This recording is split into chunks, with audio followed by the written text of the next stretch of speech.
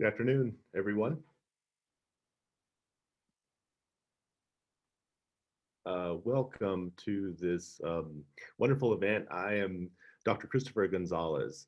I am the moderator for this event today.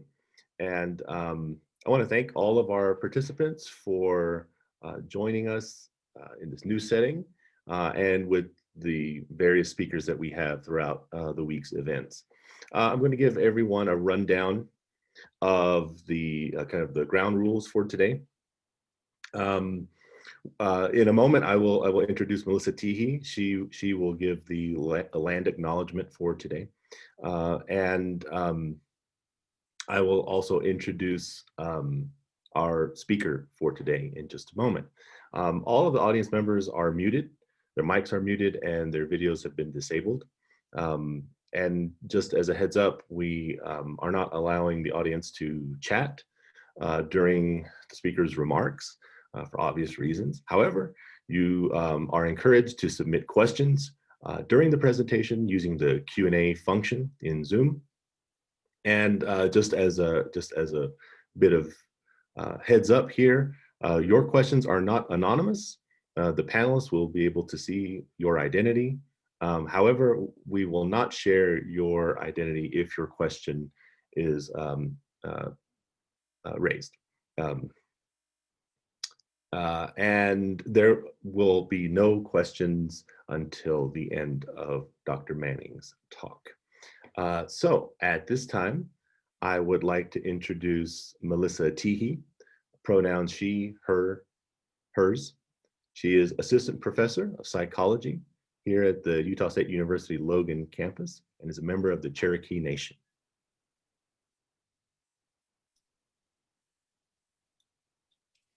OCAO, Dagwado, Melissa Teehee. I am a citizen of the Cherokee Nation of Oklahoma and an assistant professor here at USU in psychology. As a land-grant university, we acknowledge that USU and all in-state USU institutions reside on lands taken from the 8 tribes of Utah. I want each of you to reflect on your privilege of formal education on these lands. Tribes have been living, working, and stewarding this land from time immemorial. Some of these tribes are the Confederated Tribes of the Goshute Indians, the Navajo Nation, Northern Ute Tribe, the Northwestern Band of Shoshone, the Paiute Tribe of Utah, San Juan Southern Paiute, Skull Valley Band of Goshute, White Mesa Band of Ute Mountain Ute. We acknowledge the painful history of forced removal and genocide that has occurred on these lands. We honor and respect the Indigenous peoples still connected to this land in which we gather.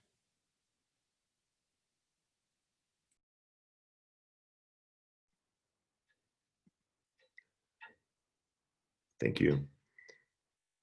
At this moment, I would like to just let everyone know that we are having technical difficulties today and we are unable to provide captions, but we will have captions available on the online version very soon. At this time, I would like to introduce, without further ado, our keynote speaker. Dr. Brandon Manning is assistant professor of English at Texas Christian University. He is a professor of Black literature and culture in the Department of English and is affiliated with the Comparative Race and Ethnic Studies Department, as well as Women and Gender Studies Department at TCU. His current book project, titled At Wit's End, Black Masculinity and Vulnerability in Contemporary Satire, is an examination of Black masculine performance and vulnerability through the lens of contemporary satire, and is under contract with Rutgers University Press. The project reflects his scholarly and pedagogical interests in contemporary African-American literary and cultural studies, Black popular culture, Black feminist theory, sexuality studies, and humor studies. He has published a number of essays in journals and edited collections and co-edited a special issue of the Black Scholar on Black masculinities and the matter of vulnerability. Dr. Manning's title for today is On the Issue of Mattering, Black Lives and the Changing Landscape of Resistance. Dr. Manning. All right, thank you. Thank you so much. I'm gonna share my screen here. Hopefully everything goes all right. Okay.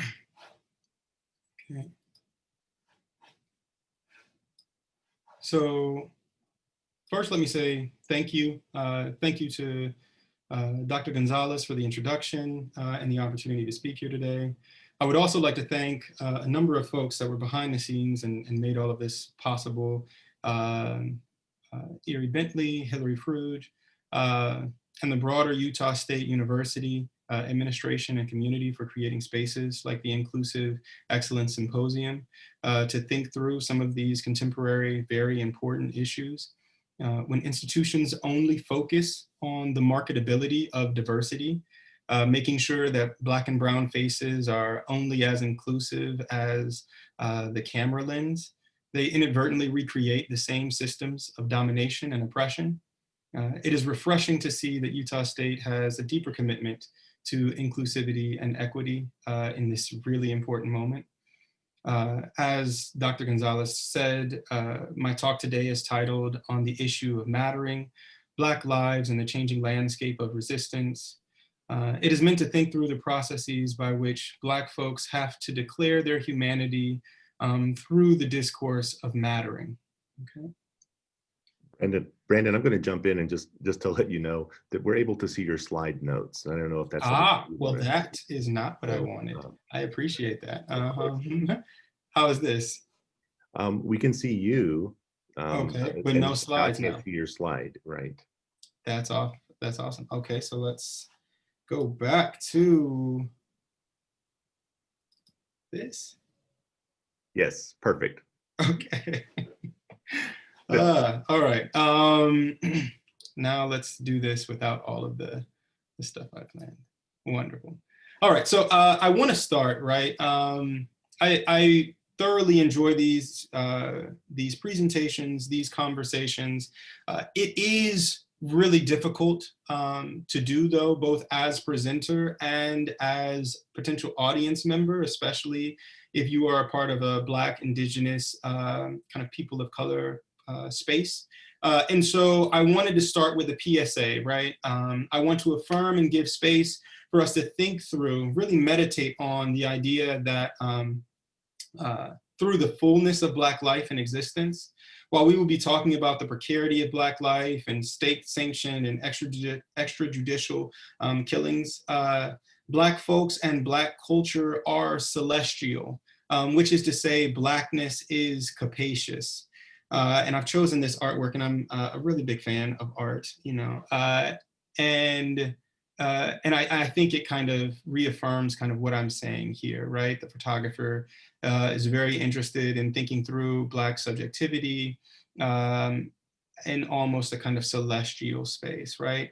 I want to reiterate that Black folks know joy, Black folks raise children, find love, and tend to their emotional, their mental, emotional, spiritual, and physical health, all while living in an anti-Black world, right? And so I don't want us to think in any way, right, that Black trauma, Black suffering, theft, dispossession is the full range of what we should be thinking of when it comes to Blackness, okay?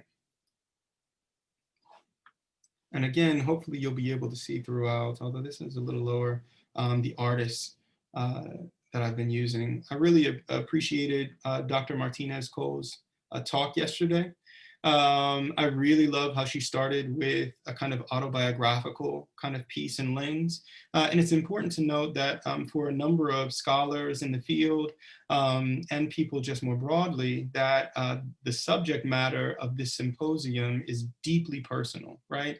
And so I want to take from and lend Sadia Hartman's words here, where she states that the autobiographical example is not a personal story that folds onto itself.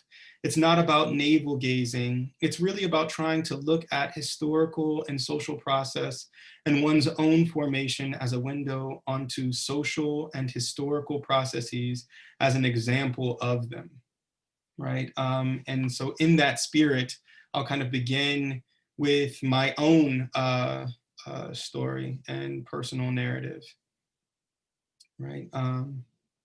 So here we go. And am I still sharing? Can you see? Yes, all right. Yes, yes, everything looks good. Okay, good stuff.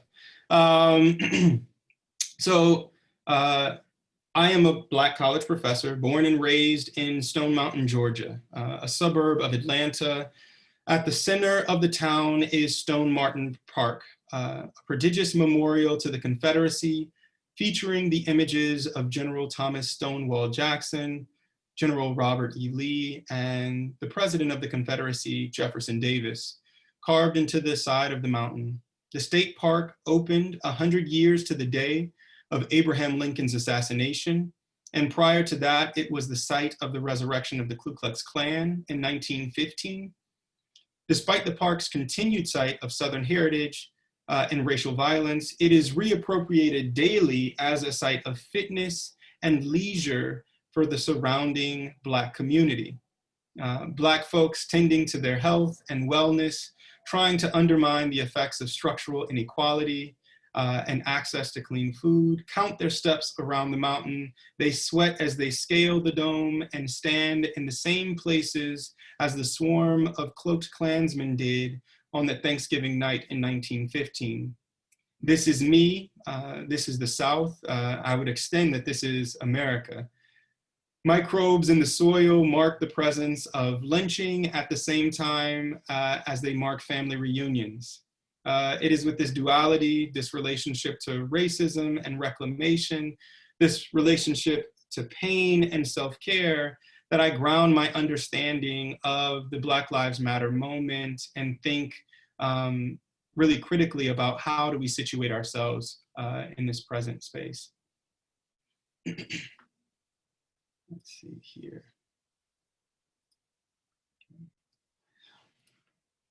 In early August of 2014, I graduated with my PhD in hand, and the next day I started a cross-country trip with my father-in-law, children, and dog. We were headed to my first tenure-track job at the University of Nevada, Las Vegas. We drove through the night, and as we got closer to St. Louis, Missouri, I turned on the local NPR station and heard that there were protests happening in the nearby streets of Ferguson. It wasn't until a week later, after continued protests, that I was able to sit down and reflect upon the death of 18-year-old Michael Brown and his laying in the street for hours after he was killed on a hot summer day. I attended new faculty orientations with his death weighing on my psyche. I wrote my fall syllabus with the image of his covered body in the street in my mind. I taught classes, led office hours, and tried to make friends with this growing sense of loss and anxiety about Mike Brown and my own sense of dispossession. The semester ended with the jury deciding not to indict Darren Wilson, the 6'4" police officer that said he felt like a kid on the arm of Hulk Hogan as justification for his fear and subsequent killing of Michael Brown.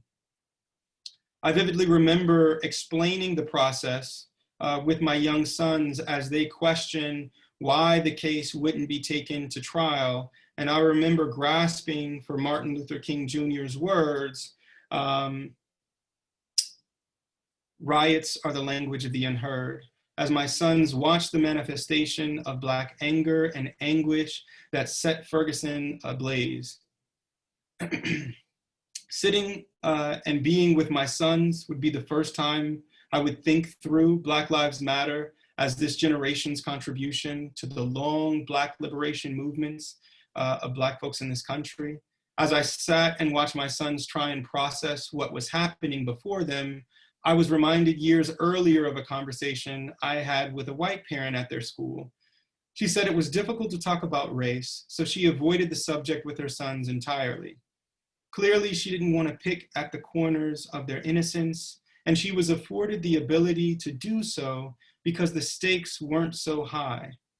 A year later, a classmate called my son Blackie on the playground. And while my son didn't know the historical context, as I'm sure neither did the little white boy, he knew there was an attempt for him to feel bad, to be made to feel lesser than because of the color of his skin. Transported back to the couch, watching Ferguson blister and ooze, I knew innocence was not something I could believe in. A few days before the non-indictment, a police officer jumped out of his squad car before it came to a complete stop and shot 12-year-old Tamir Rice, who was playing with a toy gun in an open and carry state. And this is my family, yeah? Because why not? And they're awesome. And so this is us in our pandemic malaise, as we all have come to know. This is my beautiful wife, who is an emergency nurse, an essential worker in this moment for veterans, for the VA. And these are my children, Isaiah, Jaden, and Zuri. You can't really tell from this picture. My children are massive, okay? Isaiah here, who is now 15, is 6'7", believe it or not. And Jaden, my younger son, 13, is about the same size as me. He's 6 foot and is about 195 pounds. He's just starting to play football this season, and we're in Texas, so we'll see how that goes, okay? And then my baby girl, Zuri, okay? And I feel like it's really important to put a face to these stories, to really think through how all of this looks, right? This is them this summer playing with water guns in the backyard, right? And thinking about this in relationship to what is a horrible, grainy, like 3 or 4 second clip of Tamir Rice playing. It's absolutely haunting, right? And you just come to understand the stakes of living in this space, right? My son was 2 years younger, and already I was beginning to see the world was going to treat him, how the world was going to treat him. You know, I had come to this realization myself through a number of different moments in my life. I remember very vividly going to a private school in the greater Atlanta area, and the first day students asking me not for my name, but for my 40 time, which is a distance time kind of track for football players, right? So my body kind of being rendered as primarily athletic in this space before anybody kind of ever asked me who I was. Similarly, the following year, I ran for president of my sophomore class and was laughed by a friend at thinking that I had a chance to win precisely because I was Black. You know, I've been called the N-word, and what it's really important to know is the mundane quotidian expressions of this lack of care, this lack of mattering, right? Black folks know intimately what it means for people to feel like they have access to their bodies, right? Black girls and Black women in particular, around the site of their hair, and people just reaching for them and touching them. Something as everyday as walking on a sidewalk, and the people that are walking in your direction in a group who are flanking each other shoulder to shoulder, assuming that you'll be the one to move even though they're the one taking up space, right? These are the kind of everyday ways that Black folks are shown a kind of disregard, right?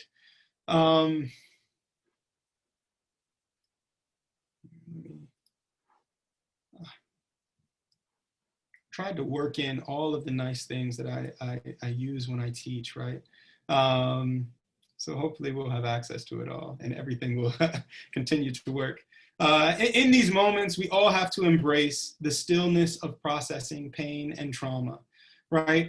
When moments like this happen, students, especially Black students, and students of color more broadly, are bombarded with images of death, And when the world goes on around them, it doubles down on this feeling of disregard, on this feeling of being expendable.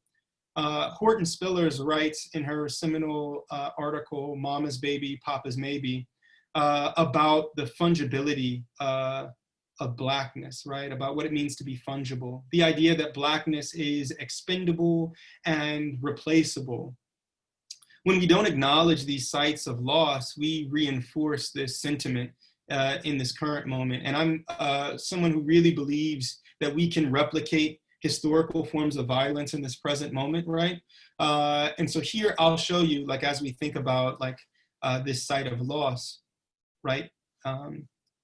This image. This is the slate, and this is an image taken by I don't know. I probably have a very flawed sense of the digital humanities, and so you know, I ask for forgiveness from our colleagues that do that very important work. But historians got together all of the information from the various manifests that they had access to, these slave ships, and were able to create this. This image where we see ships leaving from the west coast of Africa and entering into the New World, be it South America, the Caribbean, and North America. And based off the size of the dot is the size of the cargo, right? Those embodied, embattled and enslaved souls on the ship. Okay, so here we go.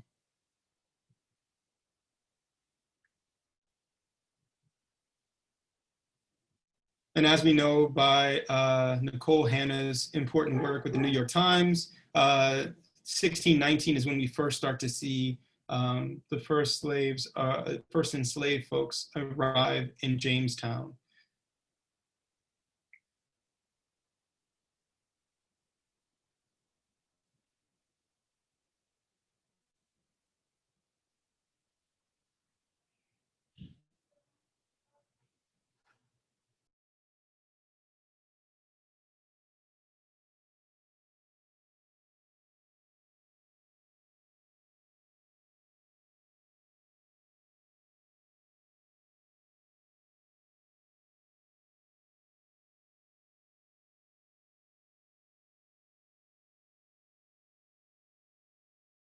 Now we can see that it's picking up, right? And as we get to the 18th century,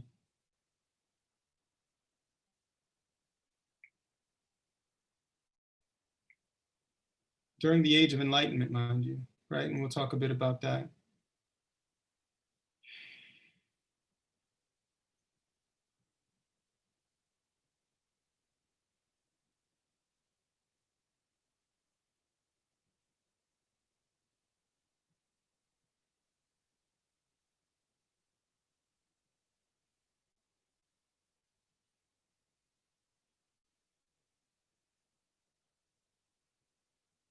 Look at how many are pouring into the Caribbean, right? And into Brazil in particular. And that's in large part because it was recognized to be cheaper to work Black people to death, literally, than to keep them alive, right? The amount of money that it would take to keep them alive. In 1808, 1809, the United States is supposed to stop its part in the transatlantic slave trade. By 1808, I believe, London, England has ended its plantation, its investment in slavery, but we still have this kind of world economy structured around it, and so it's still happening in the Caribbean. Okay, I'm really happy that worked out. Really, really, really happy. And so we see, right, that when we don't acknowledge these sites of loss, we reinforce this sentiment, right? But stillness is the first place people begin to process this overwhelming weight of violability of Blackness. Award-winning poet Claudia Rankine once wrote that the condition of Black life is one of mourning.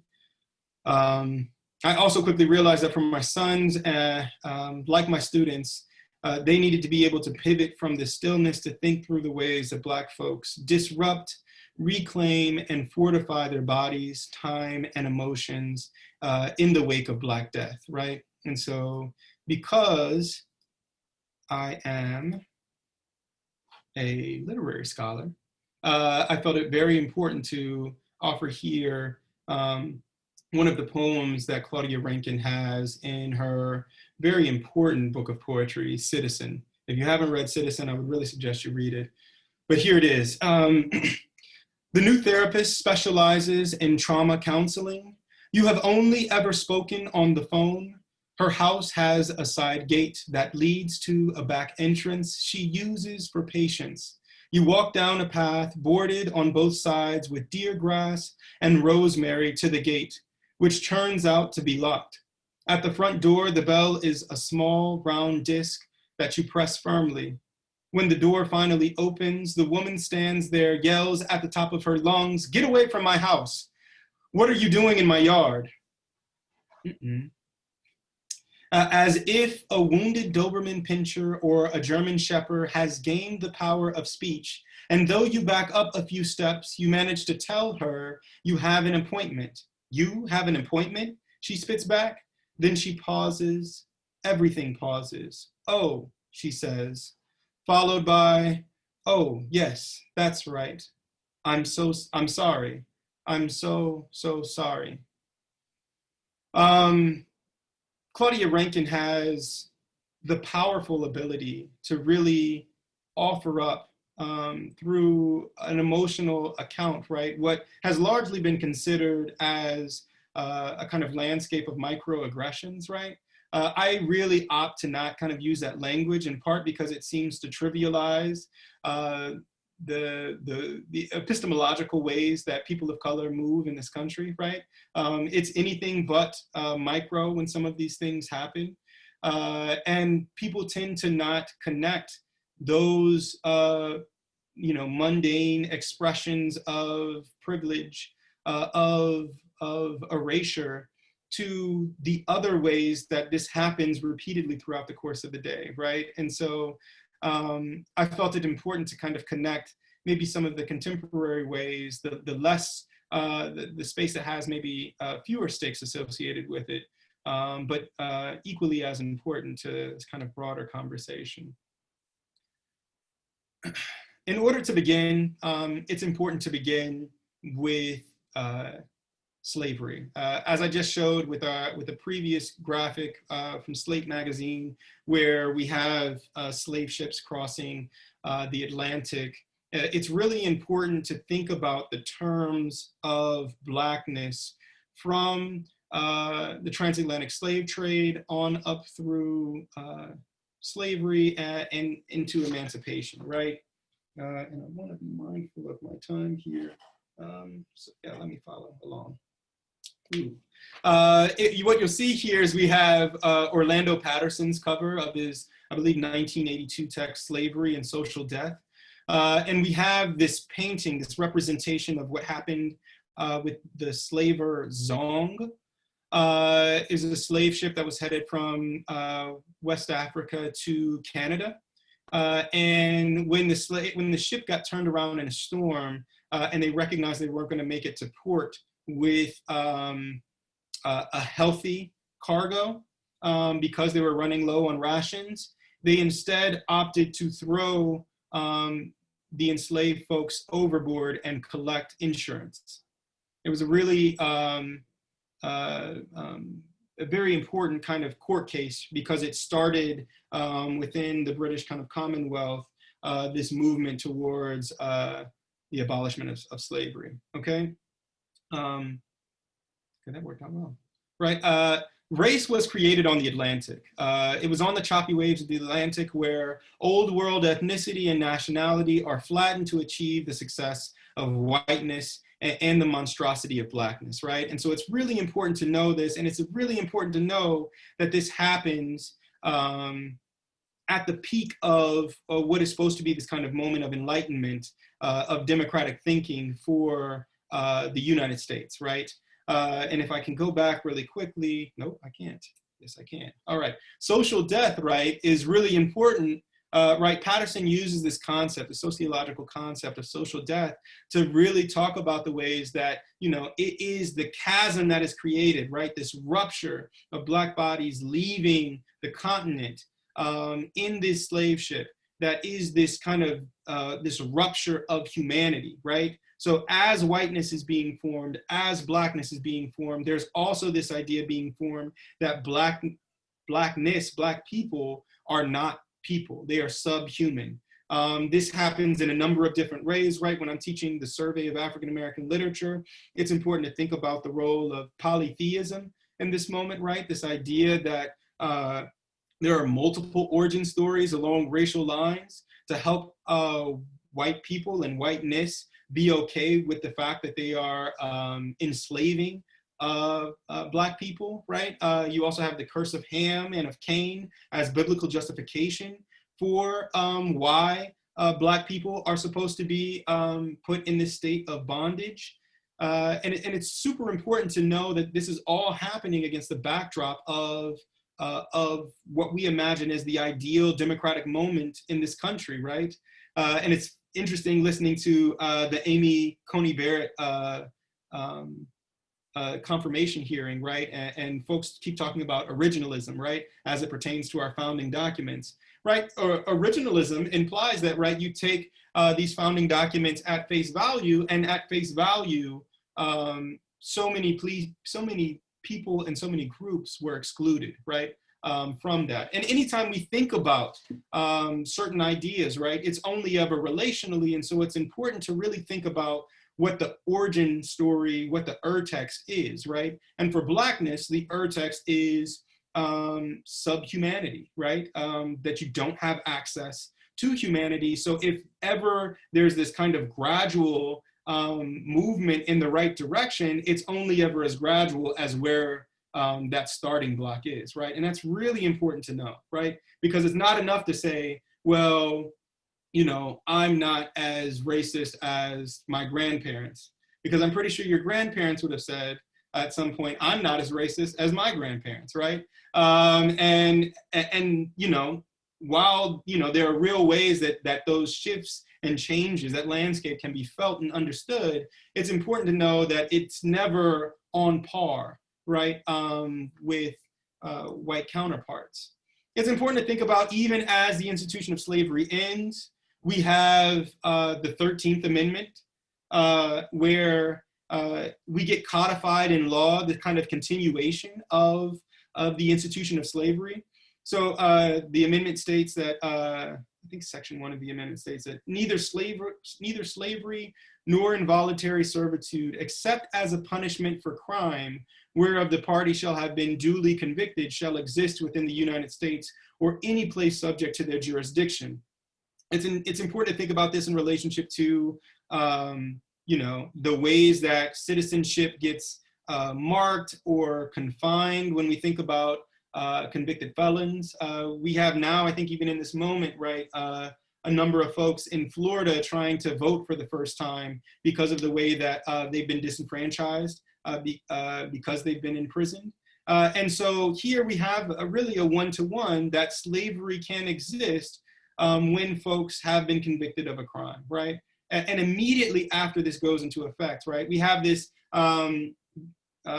historically, right, this utopic kind of moment, this 12-year period from 1865 to 1877, known as Reconstruction, right? And it's where Union soldiers stay in the South to make sure that the South makes good on the 13th, 14th, and 15th Amendments, right? That Black folks remain free, that they have equal access and can vote, right? And it's, if you look back in a number of the kind of histories of different states in this moment, you'll see the first kind of state aldermen and political figures kind of rise out of this moment. And it's really important to know that. But as soon as 1877 happens and we have the Compromise of 1877 with the election, with the presidential election, because these are always so important, of Rutherford B. Hayes, there's a voting irregularity that happens in Florida because it's Florida. And he goes and says, look, if you all vote me into office, even though I'm a Republican, even though, you know, I'm the party of Lincoln, I will get these Union soldiers out of the South. And they said, okay, bet. And he made good on his promise. And that essentially opened up the moment that we now know as Jim Crow in the South, okay? And as soon as Jim Crow happens, we have these different ideas, these issues of convict leasing, right? And so during this moment, there's this really wonderful documentary, I suggest you all watch it, called Slavery by Another Name. You also have Ava DuVernay's 13th, which I definitely implore everybody to watch. But convict leasing program, right at the turn of the century, was this program where, you know, if you're a white person who clearly you have social jurisprudence, like all kinds of things in your favor, if you imprison, or if a black person is in prison, they can work on your land for free, right? And so it kind of recreates the terms of enslavement. And you had a number of folks who essentially had trumped up charges or were walking down a railroad track by themselves. And somebody can say that they've been assaulted or what have you. And then, you know, a few weeks later, that same person be working on their farm, right? You also had peonage. And then, of course, we had sharecropping, which is probably the more broadly kind of codified way of continuing this idea of dispossession and theft through this idea of credit and not being able to move, right? Fred Moten, who I think just won MacArthur Grant, has at the beginning of his wonderful text, In the Break, right? The history of Blackness is a testament to the fact that objects can and do resist. And so for a number of Black studies scholars and students, right, there's this idea that on the surface level, on this project, this enterprise of democracy, that Black folks have kind of always been outside of the parameters of what we think of, not only as citizens, as willing subjects of democracy, but even as humans, right? And so when we really think about rhetorically what we mean when we say Black Lives Matter, right? It's an argument, it's a response for Black humanity, right? And trying to shift at the origin, the terms in which Blackness is thought of and thought through, right? And so here Moten uses the language, not of subject, right? But of object, because thinking just of the kind of epistemological, ontological ways that Blackness is figured within these power dynamics, right? He uses this idea of object. And again, here, Kadir Nelson is just kind of constantly just creating beautiful pieces. It's important to think of, when we think of the role of minstrelsy, this idea of the myth of Black criminality. I'll kind of keep it moving. I'll tell us what, you know, the clip would have been. This is a clip from D.W. Griffith's Birth of a Nation. And this is the scene where there's an attempted rape on the would-be white woman. And it's an actor in blackface acting as a Black man. And it's important to note, as Dr. Martinez-Cole told us yesterday, right, that this was propaganda for the Ku Klux Klan. This film adaptation is from the novel The Klansman, where it's really trying to argue, mind you, in the same year that the Ku Klux Klan reimagines itself on the top of Stone Mountain, that, you know, we have to be here as a necessary intervention between white life and Black deviance and criminality, right? It's important to note that during antebellum slavery, Black folks were not understood as being lazy, shifty, shiftless, criminal, because the whole enterprise of the institution of slavery would not have been able to work had they been considered that, right? It's only until after they've been emancipated and given these nominal sites of freedom and independence that it's like, hey, we've got to really make sure that we're watching what they're doing, right? And so it's important to think about that in relationship to this moment, right? It's also important to think, oh, I missed out on the graphic. This is, you can see in the bottom right-hand corner, the EJI's map of lynchings. If you look over here to our beloved Utah, I was able to go to campus a few years ago. Oh my goodness, Logan is absolutely gorgeous, and I can only imagine how stunning it is this fall. But if we look in this top corner of Utah, this is a lynching that happened in Salt Lake. And what we know of lynchings is, right, they were relatively prominent in the West as a form of popular punishment that then migrates and moves its way south as a form of racialized terror and violence, right? Whenever people think about Black resistance, Second Amendment taking up arms, or Black economic independence as a way of eschewing the force and pressure of racism, it's important to know the role of racialized violence in this history, right? And to think about it as kind of extrajudicial forms of racialized violence that happen oftentimes in conjunction with local law enforcement, right? This dot right here happens in Shelby County, Memphis, and is the moment wherein famed anti-lynching crusader Ida B. Wells is galvanized to really support and move to really question the role of how we're engaging this idea of lynching, right? As we know in this moment, historians have done a wonderful job of showing that lynching as a site of punishment, right, at the turn of the century, early 20th century, was an extremely popular public display, right? Oftentimes being on postcards, and crowds would gather to see them, and they would be in highly public spaces next to prominent railroad stops and a number of different things. And it's important to know that they were oftentimes used as not a site of like punitive whatever for crimes that have been committed, especially this myth of the Black rapist, but was largely oftentimes a tool of white supremacy to get rid of economic competition, right? It was a way for, like, if I have a corner store and, you know, Bill has a corner store up the street, he can essentially map charges onto me, get rid of the competition, and live a little bit more prosperous than he would have otherwise. It's really important to think about how ritualized the violence was itself. I won't get into that, but there's plenty to learn from this moment. An early 20th century writer, right, writes that if you're silent, Zora Neale Hurston, I would argue as the foremother of Black women's writing and by extension, Black feminism, says if you're silent about your pain, they'll kill you and say you enjoyed it, right? And so it's really important to think about how people are attaching and trying to respond to this. Do I have time for this clip? We'll give it a little time. We won't. So this is a clip of Malcolm X, who goes to Los Angeles in response to an issue of police brutality that happens at a mosque there, right? And he is responding to this, and he gives a very kind of, I don't know, let's watch it because it's Malcolm X, okay? We're gonna make time today.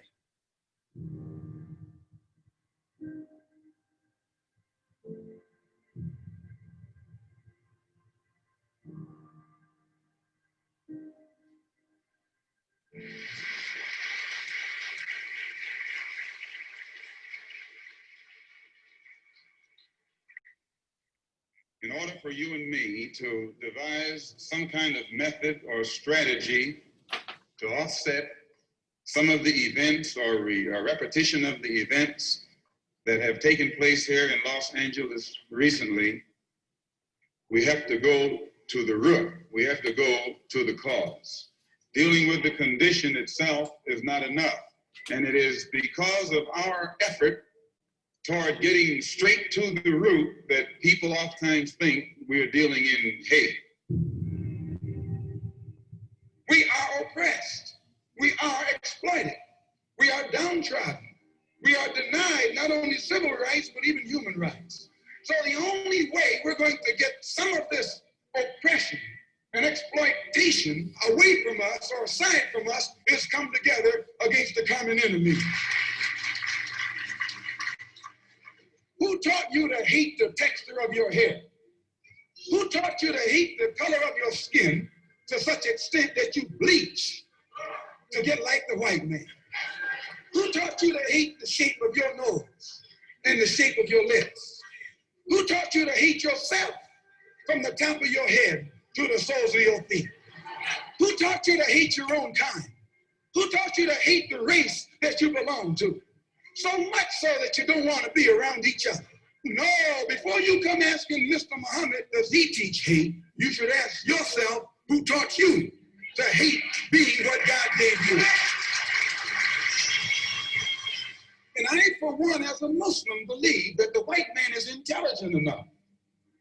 If he were made to realize how black people really feel and how fed up we are without that old compromising sweet talk. Stop sweet talking him. Tell him how you feel. Tell him what kind of hell you've been catching, and let him know that if he's not ready to clean his house up,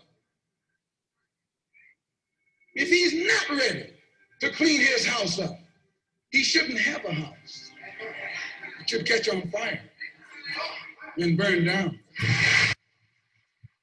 The dramatic change of boom at the end there is just like, okay, we get it, Smithsonian. But right, so it's really important to think about Malcolm X, and I recognize that my time is dwindling. Okay, we're gonna go right back to that. And I want us to get to this contemporary moment. It's really important, right? Malcolm X offers up a number of things for us to think about in that clip, right? Offers up a kind of ethos, a through line from this kind of Black nationalism of the Nation of Islam and of his kind of broader teaching, even after he leaves the nation, to this contemporary moment, right? And what I want to focus on with the remaining time that I have is to think about, right, people's, and Dr. Martinez-Cole talked about this yesterday, right? The investment in the rhetoric, right, of Black Lives Matter and how people get tripped up, right? I found myself, as I generally do, caught up in a Facebook back and forth, as I'm sure we're all prominent with or know well now, right? And somebody said that they really hated this idea or the rhetorical structure of Black Lives Matter, right? And I told that person, right, it's really important to think about Black Lives Matter as a response to this feeling of being devalued, as a response to this feeling of dispossession and theft, as a response to, again, going back to Spillers, this idea that Blackness is expendable and replaceable, and that we should not care about that, right? And so, I likened it to the idea that, you know, when there are atrocities that happen in cities, and cities, you know, I was living in Vegas when the horrific shooting happened, right? And we were Vegas strong, as Boston was strong, as Houston was strong, for these number of different kind of atrocities that have happened in those spaces, right? That's not to suggest that other spaces aren't strong, but it's a way to mobilize and to strengthen the group, right? As a response to this kind of psychic, spiritual, mental trauma that they're enduring in that moment, right? And I'll leave here, and hopefully we can get a little bit more, right? Dr. Martinez-Cole talked about the founders of Black Lives Matter. What I wanted to do, and hopefully we'll be able to get into the Q&A, is the way in which this contemporary moment, Black Lives Matter, has changed its landscape from what we saw with, say, even a Malcolm X and the Southern Christian Leadership Conference with Martin Luther King Jr., right? But has instead kind of centered more of a localized approach and is founded by Black women, a couple of which are Black queer women, and is much more kind of inclusive, kind of broadly about it. And I'll leave you all with what I think is the most important quote always, right, by James Baldwin. I love America more than any other country in the world, and exactly for this reason, I insist on the right to criticize her perpetually, right? One of the things that we constantly do in this country is we give space for and imagine who has access to patriotism, right? And there are all of these different ways that critique is inherently a patriotic endeavor, right? These folks that are anti-maskers in the public imagine themselves as patriots, right? But it's these ways that it's really white anger that creates a narrative of patriotism, that anytime we have other communities that are invested in similar critique and similar kind of movement don't get aligned with the same kind of patriotic investment in the country, right? And instead we hear what I think is even worse and maybe even more violent, this idea of, well, go back to wherever you're from, or you can leave, right? No one ever says this to white Americans when they express their grievance, right? Well, you can leave, right? But it's something that's only given for people of color. And so I'll leave, I'll end there. Thank you. And hopefully we can have a robust Q&A. Do I stop sharing? Yes. Thank you. Yeah, thank you, Dr. Manning. You previewed something I was going to mention, which is that I wanted to let everyone know that Dr. Manning has been to our campus here at, in beautiful Logan, Utah. And we're sad that you're not able to be here in person, but we're certainly glad that you were able to join us through the spectacular innovations of technology. So we have some questions pouring in, and I would encourage everyone to avail yourself of the Q&A function. As I do, just a reintroduction of myself, because I spoke so long ago. I'm Dr. Christopher Gonzalez. I'm Associate Professor of English here at Utah State. I'm also the Director of the Latinx Cultural Center here at Utah State. Dr. Manning, first I want to thank you for your talk on behalf of everyone. Normally you would have had thunderous applause as soon as you had ended. And so technology has robbed you of that, but I want to thank you on behalf of everyone for your just engaging and insightful talk. I have many questions. I'm going to take the privilege of being moderator to ask you the first question or two, and then I will turn to some of the questions that we have coming in. The first has to do with something that you touched upon near the end when you were talking about Black Lives Matter and the rhetoric and the rhetorical positioning of that phrase. It's I often hear, and I'm sure you do, and others who are joining us here today have heard the term "all lives matter" as a counter to that, and at times I hear that from people that I would consider allies or well-meaning, that they may not have done the kind of deep work that you and I do, and on the surface they might say, well, why isn't all lives matter sufficient? Why is it such a perhaps an insult to those who are struggling to work on behalf of the Black community? What would you say to that person who may question, why is it so bad to use all lives matter? Yeah, that's a great question. Thank you, Dr. Gonzalez. Going back to that Malcolm X clip, right? It's really interesting to think through his call to tell people to tell it how it is, right? To explain and express themselves and not try and placate and sugarcoat their relationship to oppression or feeling devalued. And so I would argue that we are in a moment, right? And I absolutely love the energy of young folks in this moment, right? And it is kind of on par. One of the things that I think the reason why people aren't invested in teaching about ethnic studies at a high school level or maybe even college level at certain institutions is because there would be this recognition by students that any and all social justice movements happen on the back of young folks, right? They are the ones who are most poised, who are able to mobilize quickest with the least amount of life choices, as it were, right? To determine their proximity. And so for me, I would respond with, so one, this is the language of our youth and of this moment, right? And again, there is power in being intentional and power in being specific, right? Too often, social justice movements get derided or they have these kind of roadblocks because you have a number of folks who are trying to co-opt certain spaces, right? It is very hard to co-opt Black Lives Matter, right? It announces itself from the outset, even at the same time that you have these references to all lives matter or blue lives matter, et cetera. And so I think the reason why it's so important that it's done in that way is because one, there's an investment in Blackness, right? And so I oftentimes tell my students, right, like when I'm writing and even the title of my courses, I prefer to think about Black literature and not African-American literature, because historically the distinction has been one that gets classed, vilified, and demonized as it pertains to Blackness. And so the more we can retool and reframe and rethink the idea of Black and Blackness as this pejorative, the better off we'll be.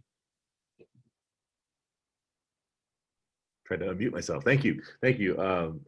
Excellent answer there. And just as a follow-up, do you also feel that perhaps that for some people, all lives matter seems to be more placating, more nice, like it's nicer, like it seems to be more inclusive, without realizing that it's actually diminishing the kind of call to action that Black Lives Matter announces?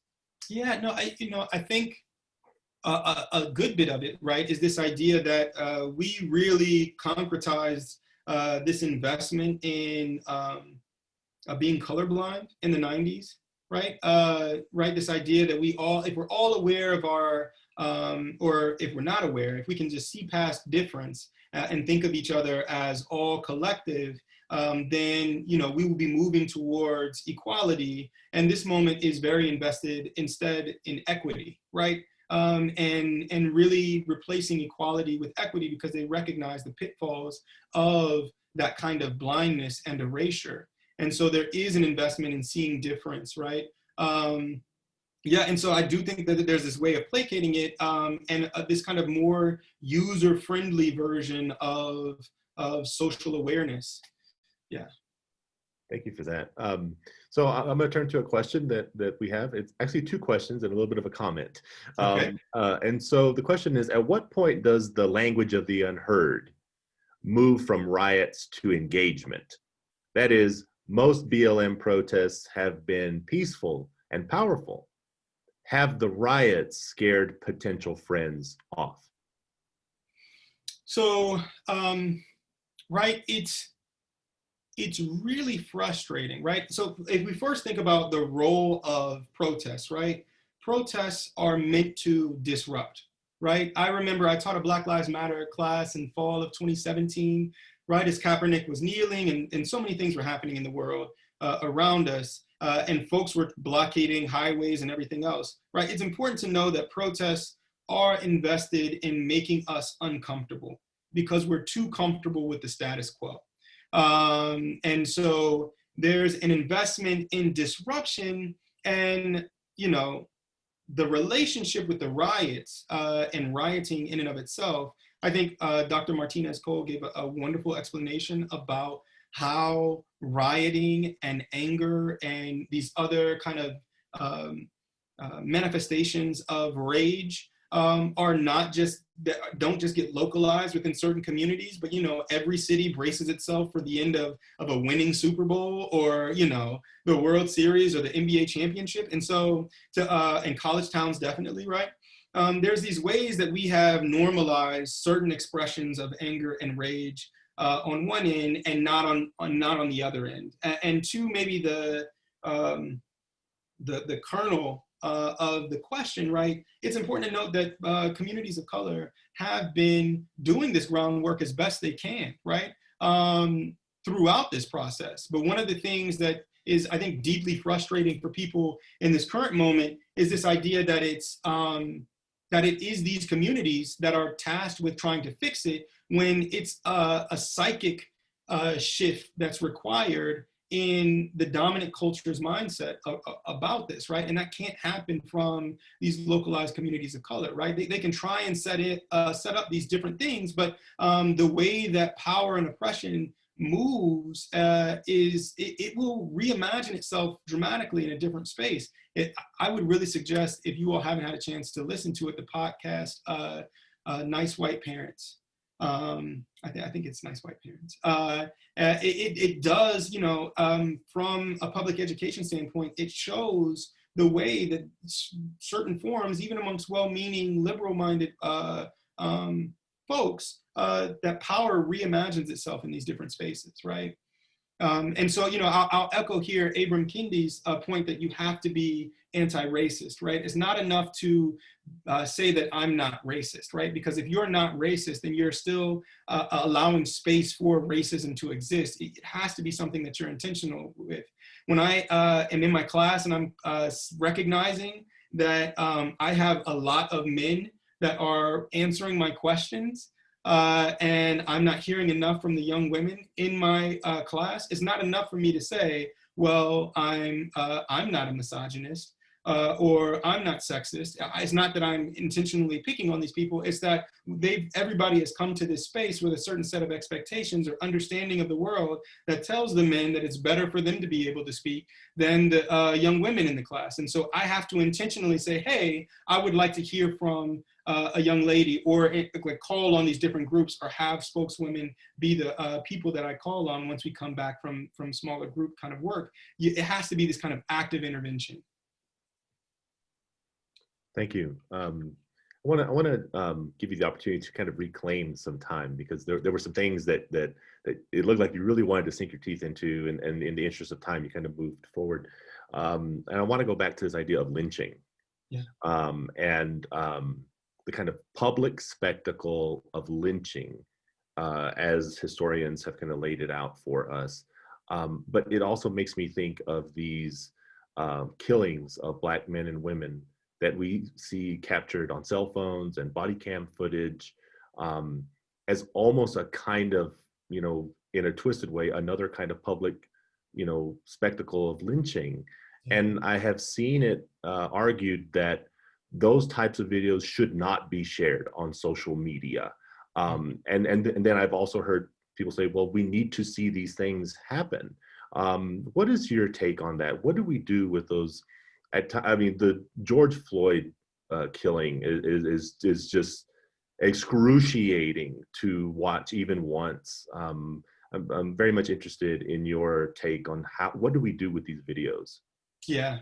And I approached the answer to this question, one, from a deeply kind of personal space, but then two, also needing to like thinking about like being in the wake of these videos with my students, right? Who are just oftentimes just haunted by them.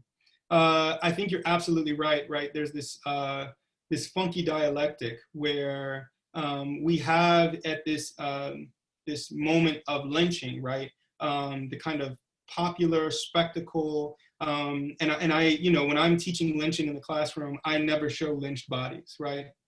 I take this from Caretha Mitchell at Ohio State, and she refuses to show lynched bodies, as I do, because she recognizes that if we view them in the class, we'll be viewing them much in the same kind of gaze as the people that were present there, right? And as this kind of deference to life, I choose not to do that.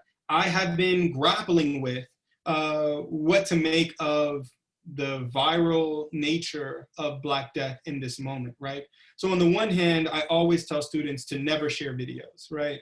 That you should not share videos because you don't oftentimes allow people to determine whether or not they want to see the video or not. And I want to make sure that I say West Philly is today reeling from a killing, an officer killed a Black man in West Philly yesterday who was wielding a knife, and folks are grappling with what is justified violence or response to kind of Black bodies in this moment. And so I would definitely want to give space to that. But right, the civil rights movement really coalesces around this idea of like, look, we have evening news happening every day.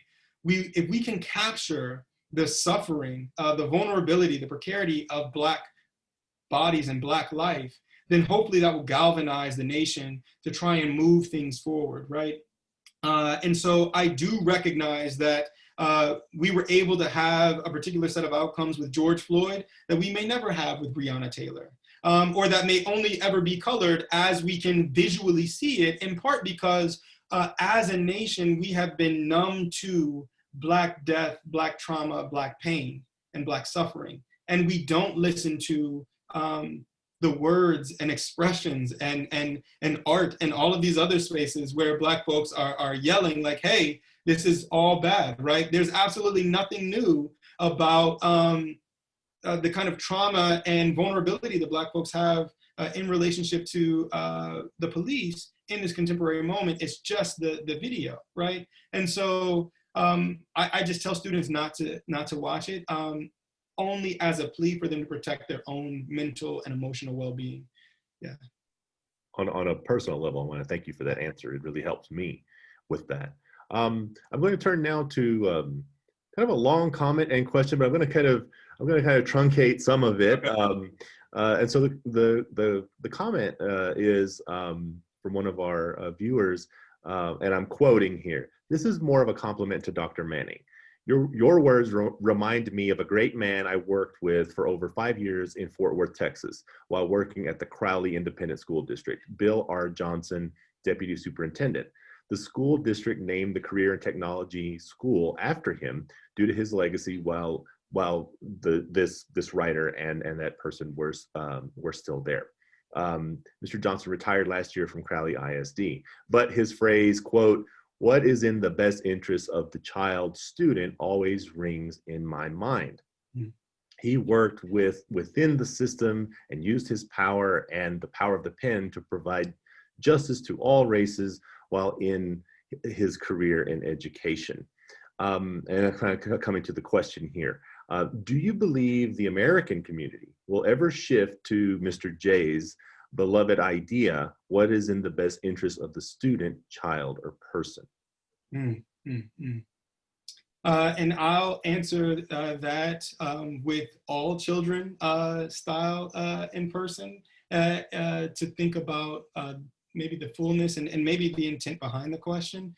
But being the father of 3 children, a 10th grader, an 8th grader, and a 3rd grader, it is, I see in a number of different instances, excuse me, how difficult schools and the country can be for growing minds. And like I said, I think the Nice White Parents is a great kind of podcast to really think about over the course of a few decades what one particular school in New York kind of goes through. But, you know,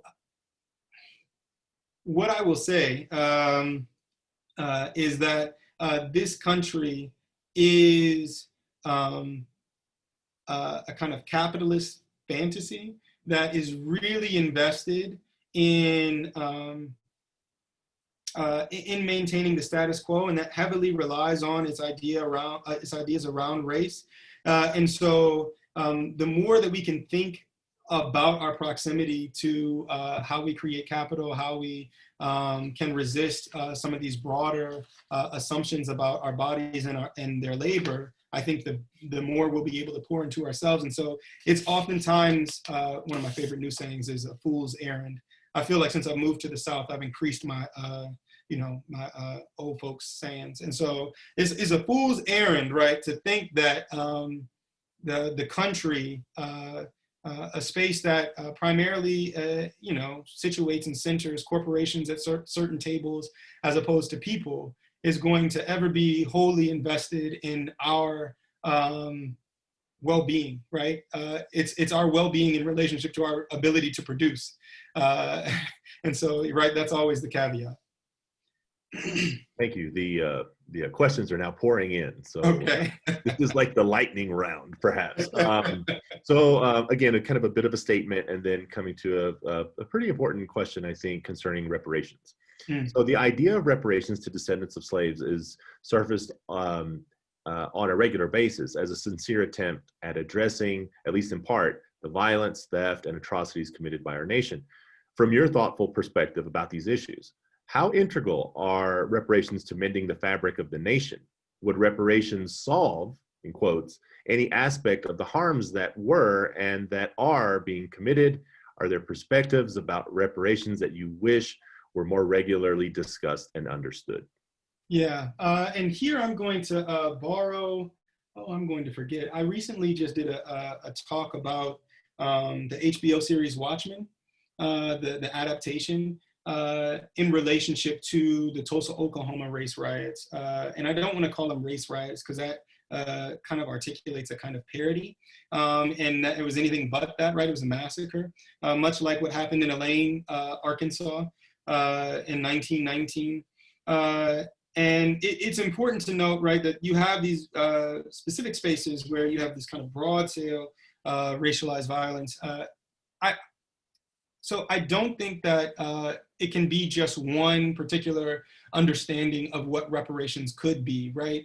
To get to my earlier point, I think the rupture and the chasm that was created in part by the transatlantic slave trade, but then on up through these different kind of iterations and contours is a psychic one, right? It is one that deals with the psyche of America. And so it's going to happen at more than just a fiscal or economic kind of landscape. I mean, I think in some ways that will move the conversation beyond certain spaces, but it's important that we find out now, you know, whenever I come to these types of talks, right, the question is how. But what I'll say is, right, that it has to be, right, we have to think of reparations as also tending to these kind of psychic wounds that we have as a country that make it okay for Black folks to cry Black Lives Matter and then be responded to or with all lives matter, like in the first place, right? And so yeah, I'll kind of leave it there. Thank you for that.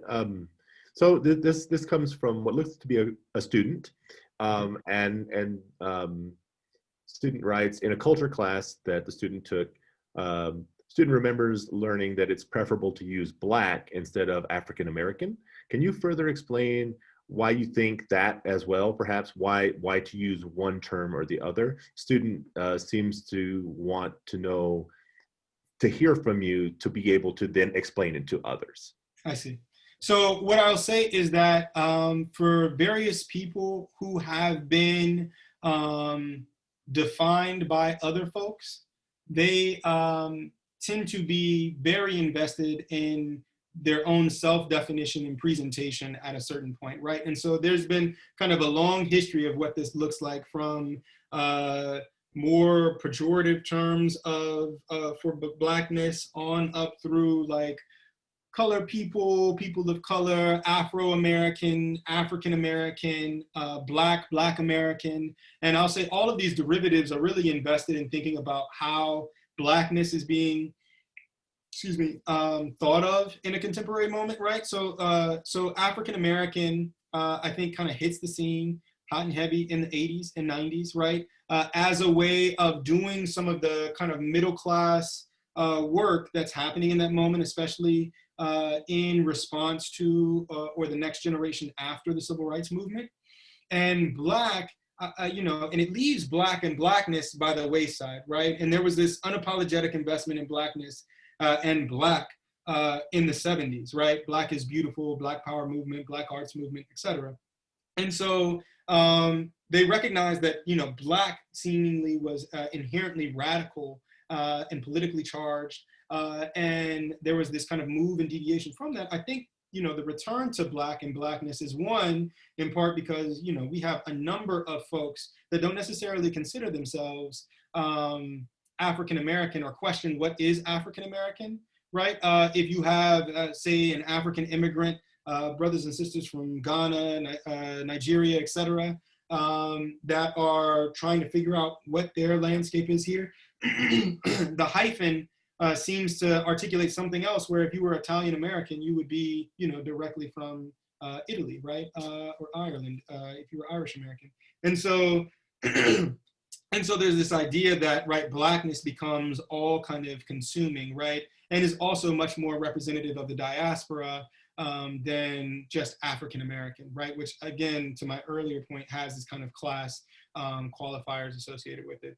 That may be a very long-winded answer. I hope you can figure out what's portable and take that with you. Well, I mean, I think your answer certainly shows that there aren't easy answers, right? That we have all of these contexts that come with these questions. All right, so moving on to another question here. The questioner states, you had mentioned something about, quote, white anger and a narrative for hatred. As a white person, what steps would I take to avoid that narrative and promote a narrative of actively investing and including Black lives? That is a great question. So one, I think that everything, the first step to any one of these processes is thinking of as being introspective, right? Being self-reflexive, introspective about kind of where you are in any given kind of moment situation. I recently wrote an op-ed piece for the NBC News over the summer. Dave Chappelle wrote or did this, like, I don't want to call it a stand-up, I'll call it a performance, right? In response to George Floyd. And I was talking about the ways that that Dave Chappelle, is the kind of griot or storyteller for Black America, right? And the editor quickly responded to me. He's been extremely, and I had known about this, right? He had been extremely homophobic, transphobic in a bit of his stand-up. And so, how do you, acknowledge the fact that, he might not be the same emblematic person for everybody, right? And this is where my blinders were, right? Because I am cisgender, cishet man, Black, middle class, etc. And, I needed to be self-reflexive about what I was saying and who I was saying it about. And so one, I would say, be self-reflexive. Two is take a step back and listen, right? I think what's beautiful about this moment is that we live in an age of Google, right? I constantly tell my students of color especially, right, that it's not their place always to tell people, right, to educate those around them, because it becomes extremely taxing. And one of the ways that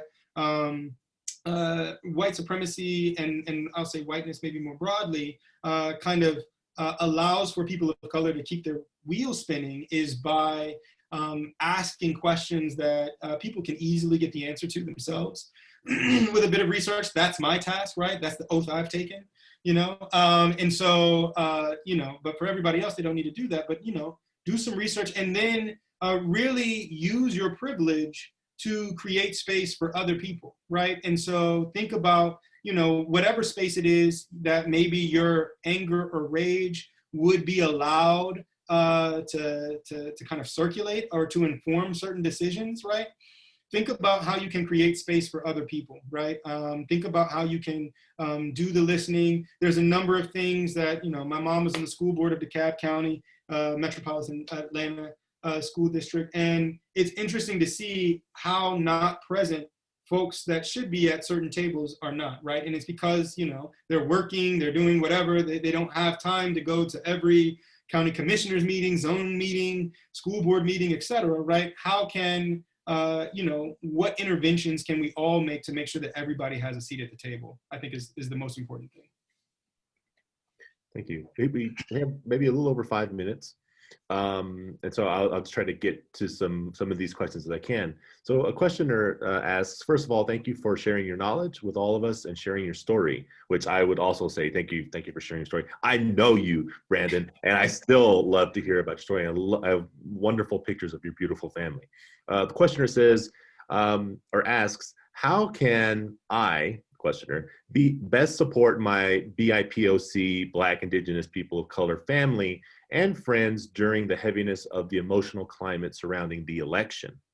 Yeah, no, that's a big one. I'm teaching a course on Black masculinity right now. I'm also teaching one on the images of the presidency by Black cultural producers. And that second class, you know, it's been very heavy, and I imagine it will only continue to be heavy, right? It's important to think about, right, the different kinds of spaces we can create, right? I've seen it manifest itself in different ways, folks checking in, you know, well-meaning check-ins. I think that those maybe have space. I think the other thing that everybody kind of always needs is just grace, right? Is grace to know that, you know, when you're interacting with people, they may be coming to whatever this event, activity, your presence, with a whole host of things that they are dealing with, right? And this is just kind of maybe a broader kind of thing on being kind in general, right? But we tend to, per Dr. Martinez-Cole's talk yesterday, right? Often that kind of kindness gets mediated by race in very funky ways historically in this country, right? We can be kind, we can be benevolent, we can be understanding for certain folks when they come in, having lived or experienced different things, but it oftentimes gets muted when we think about Black folks or Blackness or what have you. And so just being mindful that people are dealing with a whole host of things, I think is very important. And I like soup, so, you know, no, but yeah, but I would just say, right, be mindful. And if I have just a little bit of time, what I will say, right, that's so important about this moment that Dr. Martinez-Cole really talked about and hammered home yesterday, and so I didn't feel the need to really talk so much about it, right, but is that Black Lives Matter is grounded and centered by these Black women, right?